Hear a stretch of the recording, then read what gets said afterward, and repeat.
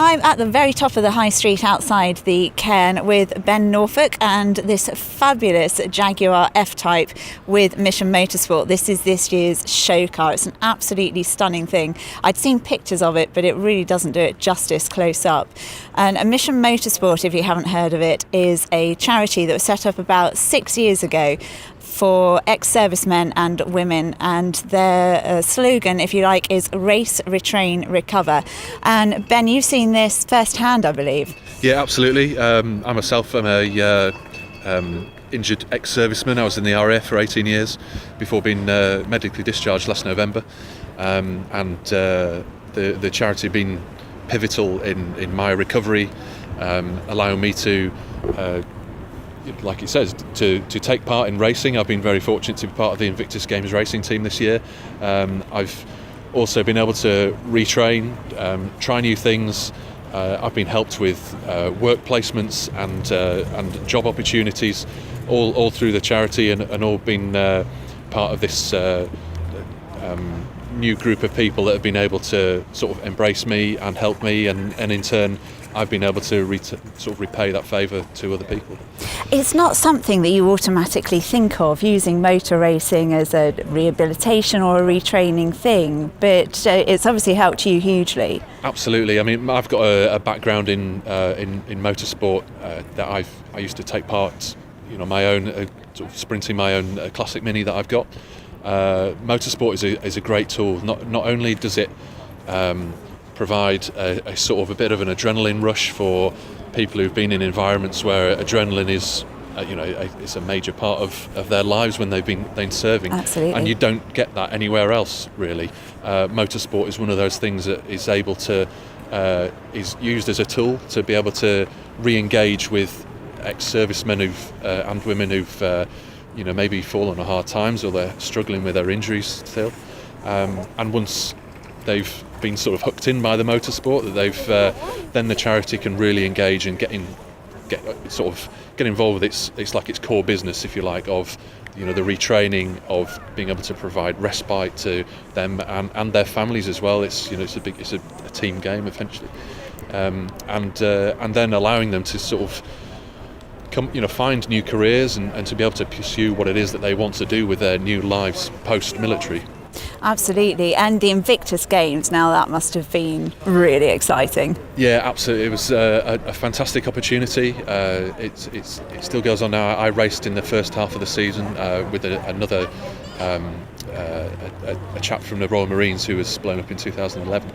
And we've got two other guys which are doing the second half of the season, but to be involved in British GT at that level, having only done very sort of grassroots motorsport up to that point, was a massive step up, huge, and it's been the reception that we've had has been fantastic. So many people have come up and seen us.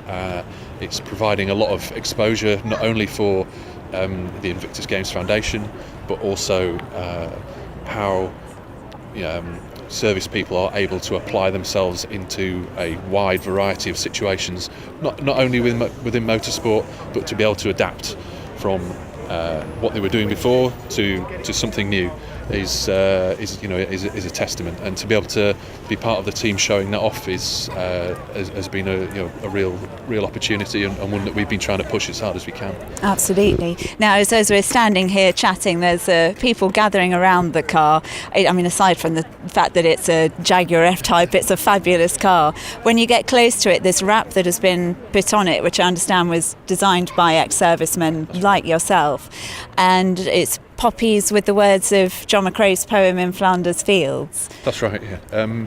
So it's quite poignant in the fact that it's 100 years since the end of the First World War, and it was a group of 4 wounded, injured, sick ex-servicemen who came up with the design themselves, and with the training that they'd been provided from Mission Motorsport, and the equipment that they'd been provided by a company called Roland, who provided the printer, and also the material, which it's a very unique material. It's photosensitive, so when you take a picture with it using a flash, you things come alive in it that you couldn't see before. The words of the poem really, really stand out. And for them to be able to, from start to finish, the whole process was done by these guys.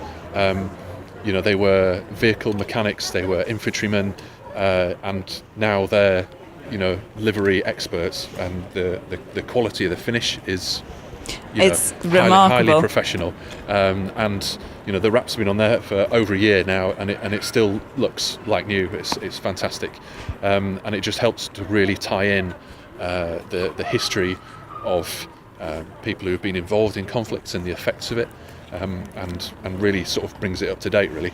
So it's great for the charity. It's great for Jaguar, who provided the car for them to do it. But as I say, it's also an example of what service people are capable of doing and how adaptable they are. Absolutely, and it's clearly a great charity. Now, the hashtag Fever that's back on the back window, what is that for? So that was basically in memory of a journalist called Henry Hope Frost, who was a big supporter of the charity over many years. A lot of what we do, it's important that we have to promote what the charity does, and we've been very fortunate in that a lot of the journalists in motorsport and the wider motoring press have really taken on board and been able to promote for us for at no cost. They've just been willing to do it, and he was unfortunately killed leaving Goodwood last year.